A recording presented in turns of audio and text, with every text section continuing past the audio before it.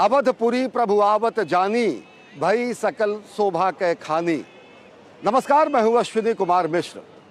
22 जनवरी को भगवान श्री राम के जन्मस्थान पर दिव्य भव्य नव्य मंदिर में भगवान की बाल मूर्ति की प्राण प्रतिष्ठा होगी। अयोध्या आज संपूर्ण विश्व के आकर्षण का केंद्र बन चुका है। अयोध्या सनातन संस्कृति का नाभि केंद्र तो है ही, साथ ही साथ आध्यात्मिकता को सजोकर अयोध्या को आधुनिकता का नया कलेवर दिया गया है।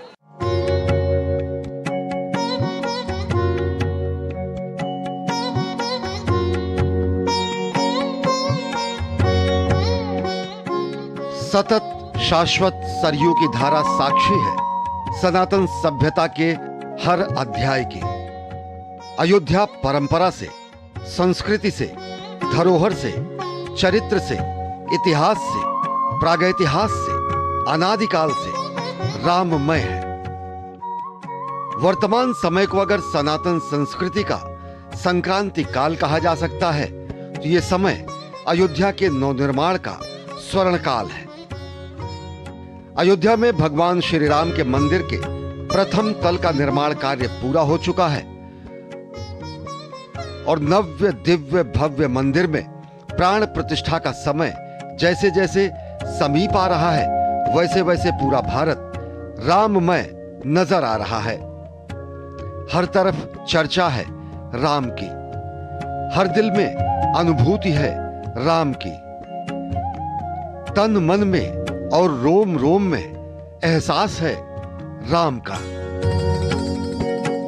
सभी धर्म पंथ मजहब जो भी हैं उनके मूल में सनातन है। तो सनातन के मनीषियों ने हर समय सर्वे भवन्तु सुखिनः, सर्वे सन्तु निरामयाः, सर्वे भद्राणि पश्यन्तु मा कश्चित् दुःख भाग् भवेत्। लोक मंगल की कामना हमारे मनीषियों ने की है और वो केवल सनातन ही है कि जो पूरे विश्व का मंगल प्रातःकाल उठ करके यहाँ के ऋषि मुनि वैदिक विद्वान। और इस बीच आपको बता दें कि प्रधानमंत्री ने आज दिल्ली में केंद्रीय मंत्री एल मुरुगन के आवास पर पोंगल उत्सव में हिस्सा लिया।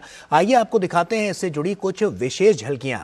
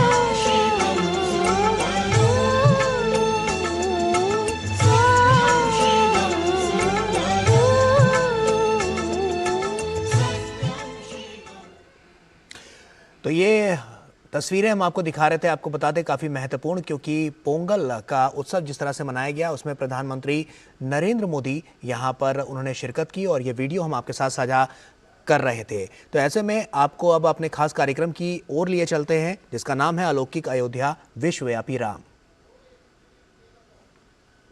सभी धर्म पंथ मजहब जो भी हैं उनके मूल में सनातन है।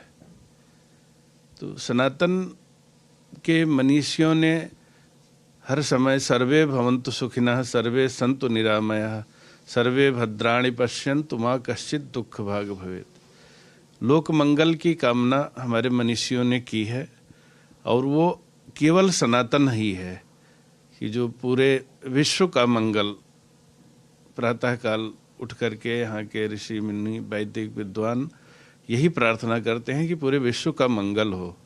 तो सभी लोग सनातन से ही निकले हैं और पंथ मजहब अलग हो सकते हैं, उनकी पूजा पद्धति अलग हो सकती है, उनके जीवन शैली अलग हो सकती है, लेकिन मूल में तो सनातन ही है और भगवान श्री राम जी सबके हैं।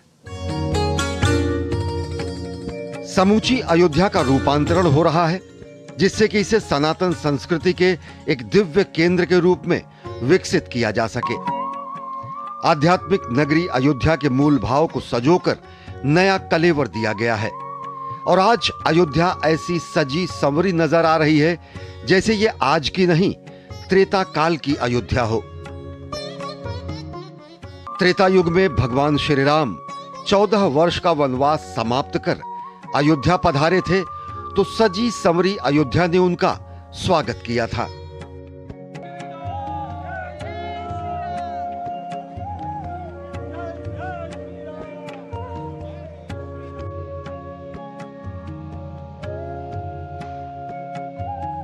और अब आज जब अयोध्या में भगवान राम का वनवास समाप्त हो रहा है तो अयोध्या एक बार फिर अपने आराध्य का स्वागत करने के लिए आतुर है। आज अयोध्या अपने अतीत से निकलकर स्वर्णिम भविष्य की ओर अग्रसर है। अयोध्या रामलला की जन्मस्थली है, दशरथ नंदनों की क्रीड़ा स्थली है। अयोध्या सनातन संस्कृति का नाभि केंद्र है। प्रभु श्री राम भारत की आत्मा है तो अयोध्या भारत की सांस्कृतिक पहचान।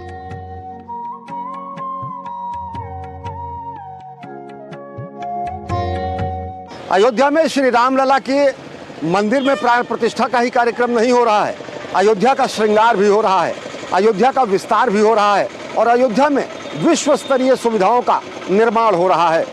अंतर्राष्ट्रीय विमानतल का उद्घाटन प्रधानमंत्री के करकमलों से हो चुका है।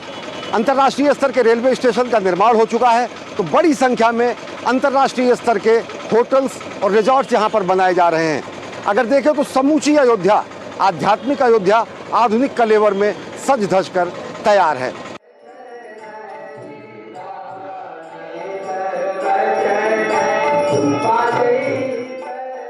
विश्वव्यापी है राम, कण कण में है राम, जन जन के हैं राम, जन मन में है राम। रघुनाथ को लोकनाथ कहा जाता है क्योंकि भूलोक और मानव संस्कृति दोनों में समाहित है राम। इसीलिए कहा गया हरि अनंत हरि कथा अनंता। राम से बड़ा राम का नाम है और राम के नाम का लोक प्रचलित रूप है राम कथा। आज दुनिया भर में 300 से ज्यादा रामायण और राम कथा का प्रचलन है। भारत के अलावा कंबोडिया, इंडोनेशिया, नेपाल, भूटान, बांग्लादेश, चीन, मलेशिया, श्रीलंका, बाली, जावा, सुमात्रा, लाओस, कंपूचिया और थाईलैंड जैसे देशों में लोक संस्कृति और ग्रंथों में श्री राम याद किए जाते हैं। पूरी दुनिया में राम और उनकी अनेक कथाएं लोकप्रिय हैं। महर्षि वाल्मीकि की रामायण राम कथा का प्राचीनतम रूप है तो तुलसीदास की रामचरितमानस सर्वाधिक लोकप्रिय स्वरूप है। अंतर्राष्ट्रीय स्तर पे अगर देखिए तो पूरे मध्य पूर्व में अब कन्वर्जन हो गया, मुस्लिम हो गए हैं। प्रमाण मिलते हैं कि भगवान राम का यहाँ तक प्रभाव था पूरे मध्य पूर्व में, जैसे इराक में, ईरान में। ये मेरी पुस्तक जो है इसमें पूरा अंतर्राष्ट्रीय स्तर पे राम का कहाँ कहाँ प्रभुत्व है ये सब दिया हुआ है। रूस में भी मिला है सिम्टम, मिस्र में है भगवान राम का, और इटली में है राम, देखिए इस पुस्तक में, और कंबोडिया में है। अंकोर वाट टेम्पल में जाइए तो वहाँ भगवान राम रावण युद्ध मैंने खुद देखा है। वहाँ पूरा दीवार पे है, 8वीं-9वीं शताब्दी का बना हुआ है। चीनी साहित्य में 3री शताब्दी में लिखी गई अनामकम जातकम और दशरथ कथानम रामायण से संबद्ध 2 रचनाएं हैं। तिब्बत में रामकथा को किरंस पुंसपा कहा जाता है। मलेशिया में रामकथा पर आधारित विस्तृत रचना है हिकायत सेरी राम।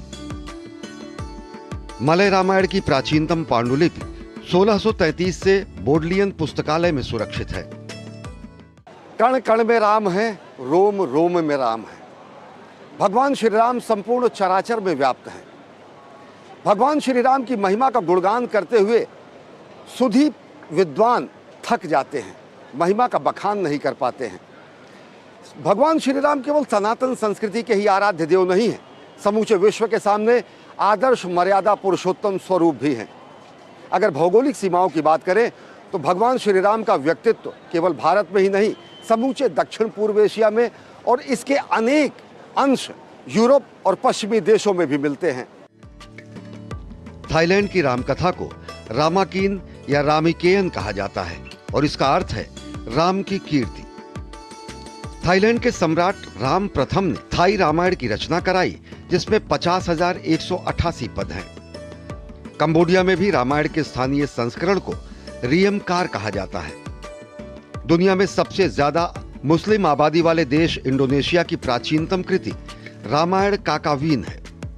इसके अलावा Vietnam, Myanmar, Laos, Nepal, Malaya, Malaysia, Sri Lanka जैसे देशों में भी रामायण या राम से जुड़े अनेक अंश वहां के सांस्कृतिक ग्रंथों और जातक कथाओं में मिलते हैं। बेल्जियम के पादरी फादर कामिल बुल्के रामायण से इतने प्रभावित हुए कि उन्होंने भारत आकर यहां रहकर दुनिया भर में फैले रामकथा के विषयों पर शोध किया। भगवान से जुड़ी संस्कृति, श्री राम से जुड़ी संस्कृति 135 देशों में इसके पुरातात्विक साक्ष्य हम लोगों को प्राप्त हो चुके हैं। राम राज्य के तौर पर भगवान को एक मर्यादा पुरुषोत्तम के तौर पर 135 देशों की संस्कृतियों ने अपनाया, इसके पुरातात्विक साक्ष्य हम लोगों को प्राप्त हुए हैं। तो वो जो पुरातात्विक साक्ष्य हैं, वो संपर्क हैं, वो बहुत प्राचीन है और ऐतिहासिक हैं।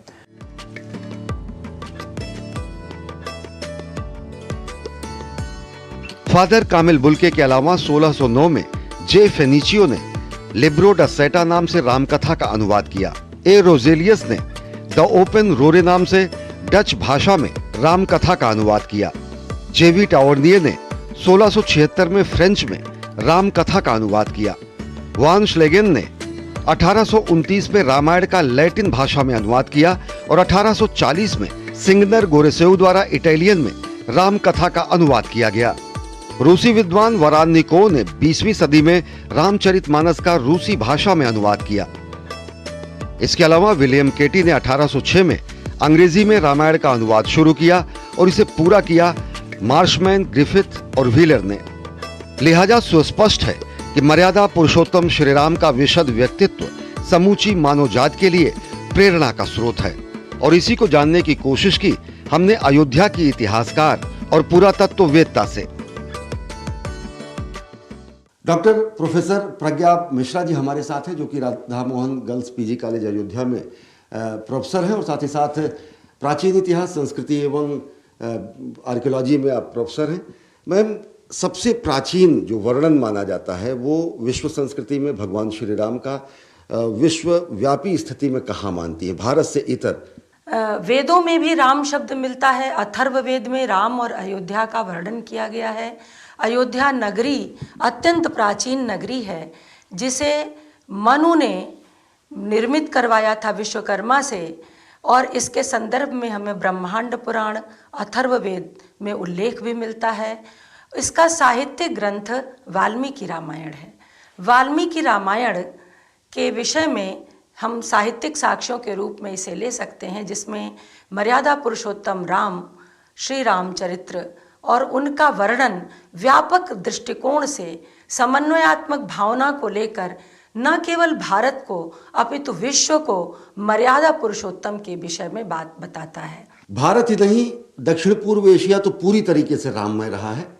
पश्चिमी देश भी, रोम, इराक, अफगानिस्तान और पश्चिम के अनेक देश, वहाँ भी भगवान श्री राम के रामायण के चिन्ह मिलते हैं। मैम, कैसे अगर देखें, पहले तो दक्षिण पूर्व एशिया पूरी दुनिया जानती है, लेकिन पश्चिमी हिस्से में अफगानिस्तान, इराक, इटली, रोम, इन सब जगहों पे क्या क्या चिन्ह हैं? कि अफगानिस्तान से 1500 ईसा पूर्व के साक्ष्य याकोबी ने निकाले और जिसमें वहाँ पर बसी हुई बस्तियों के विषय में हमें जानकारी मिलती है, जैसे रामन्ना, दाशरथी।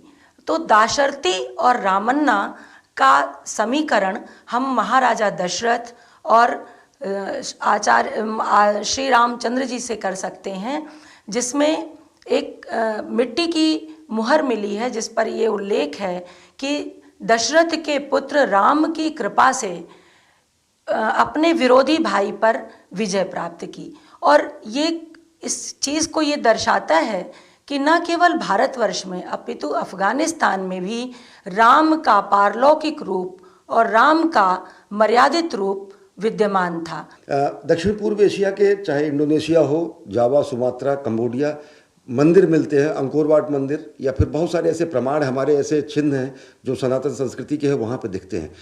रामलीलाएं खेली जाती हैं इंडोनेशिया में और सब जगहों पर। किस रूप में देखते हैं विश्वव्यापी विस्तार? मैं आपको ये बताना चाहती हूँ कि अंगकोर वाट का जो मंदिर है कंबोडिया में, यहाँ पर गणेश की आराधना की जाती है, भारतीय देवी देवताओं की आराधना की जाती है।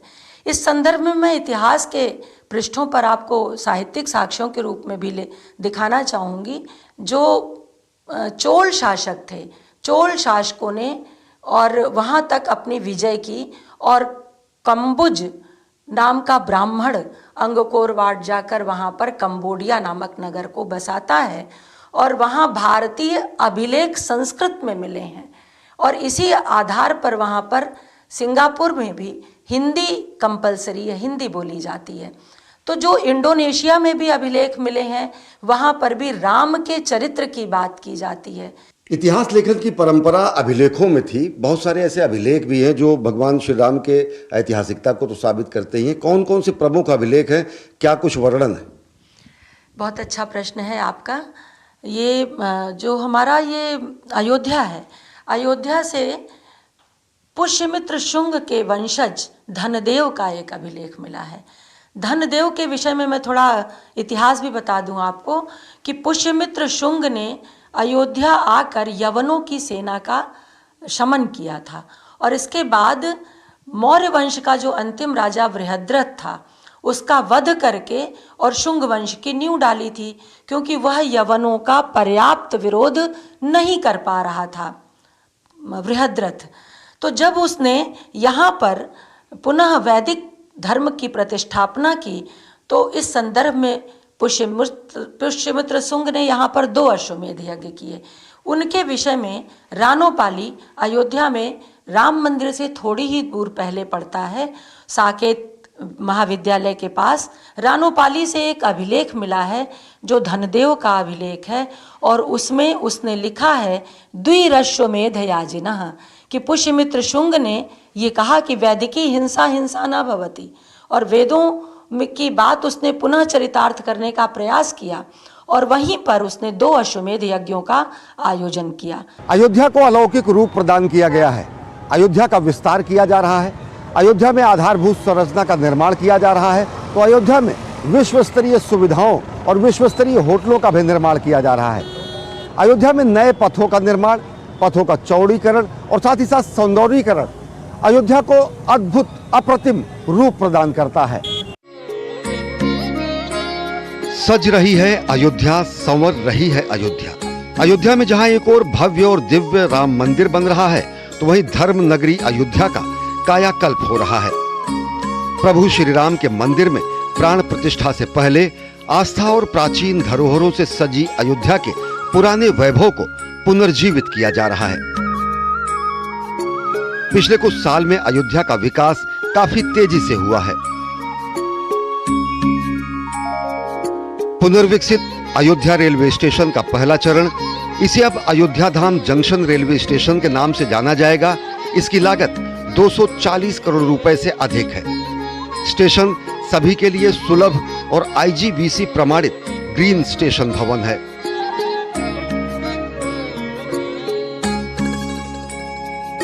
अत्याधुनिक हवाई अड्डे के पहले चरण को 1450 करोड़ रुपए से अधिक की लागत से विकसित किया गया है। हवाई अड्डे के टर्मिनल का क्षेत्रफल 6500 वर्ग मीटर है और यह सालाना 10 लाख यात्रियों की सेवा के लिए सुसज्जित है। अंतर्राष्ट्रीय हवाई अड्डे से क्षेत्र में कनेक्टिविटी में सुधार होगा, जिससे पर्यटन, व्यावसायिक गतिविधियां और रोजगार के अवसरों को बढ़ावा मिलेगा। यह राम जन्मभूमि पथ है।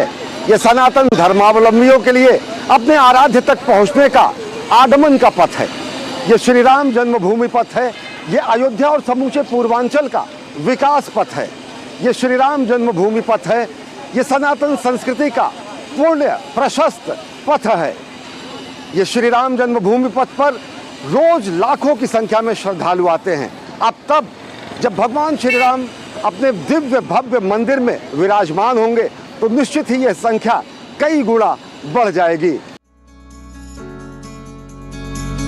कुछ ही दिन पहले प्रधानमंत्री नरेंद्र मोदी ने महर्षि वाल्मीकि अंतर्राष्ट्रीय हवाई अड्डे का लोकार्पण किया और अयोध्या को विश्व विमानन मानचित्र पर अंकित कर दिया। अयोध्या में महर्षि वाल्मीकि अंतर्राष्ट्रीय हवाई अड्डे के प्रथम चरण का काम पूरा हो चुका है।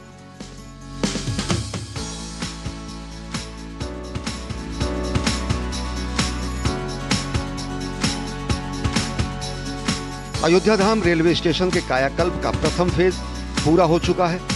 रामपथ, जन्मभूमि पथ और भक्ति पथ का निर्माण और फसाड सौंदर्यीकरण का काम हो चुका है। NH-27 बाईपास महोबरा बाजार से होते हुए टेढ़ी बाजार राम जन्मभूमि तक 4 लेन निर्माण कार्य संपूर्ण हो चुका है। इसके अलावा श्रद्धालुओं की भावी संख्या के मद्देनजर अयोध्या में कई नए विकास कार्य किए गए हैं। कनेक्टिविटी हमारी वर्ल्ड लेवल की होने जा रही है। हमारे रेलवे कनेक्टिविटी, हमारी एयर कनेक्टिविटी, हमारी रोड ट्रांसपोर्ट कनेक्टिविटी, ये वर्ल्ड लेवल की हम दे रहे हैं। हमारी हॉस्पिटैलिटी इंडस्ट्रीज़ में भी आप देख रहे हैं तमाम यहाँ पर बहुत से नए निर्माण हो रहे हैं और बहुत सी चीज़ें आ रही हैं। नगर निगम के माध्यम से भी बहुत से शेल्टर हाउसेस बन रहे हैं, बहुत से रैन बसेरे बन रहे हैं। हम लोग 5000 लोगों के लिए एक नई टेंट सिटी बना रहे हैं जिसमें हम लोगों को एकोमोडेट करेंगे। इसके अलावा हमारा निषाद राज के नाम पर अयोध्या बस स्टेशन के पास एक हमारा नया आश्रय स्थल बन रहा है जिसमें हम एक बहुत स्तरीय सुविधा लोगों को देने जा रहे हैं।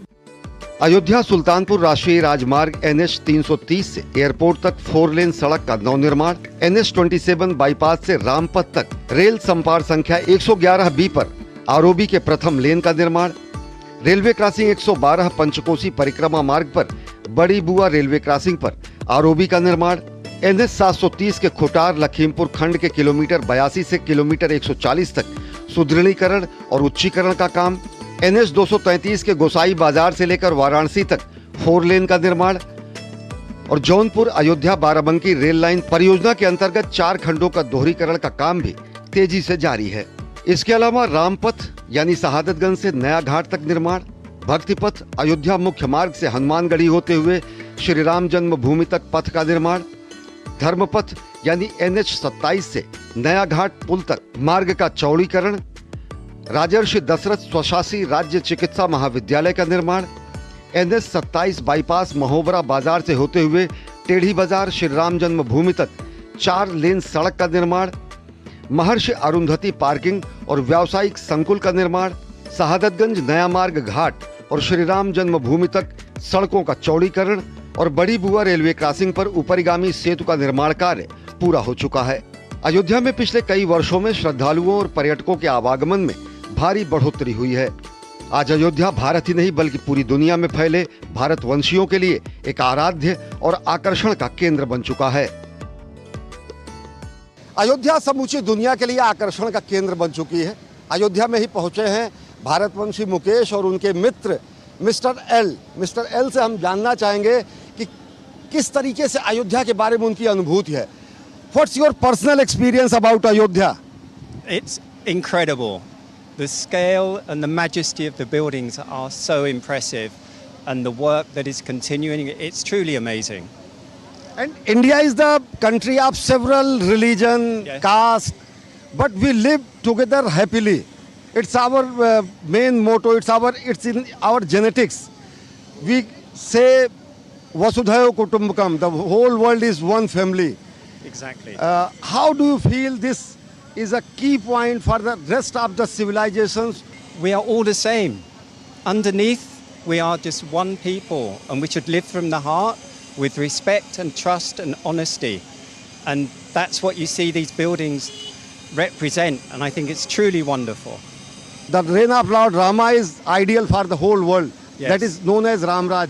If everyone is equal in that society, we say the equality and fraternity comes from the Europe and other things, but so many years ago, thousands of years ago, Ramraj was the symbol of equality and fraternity.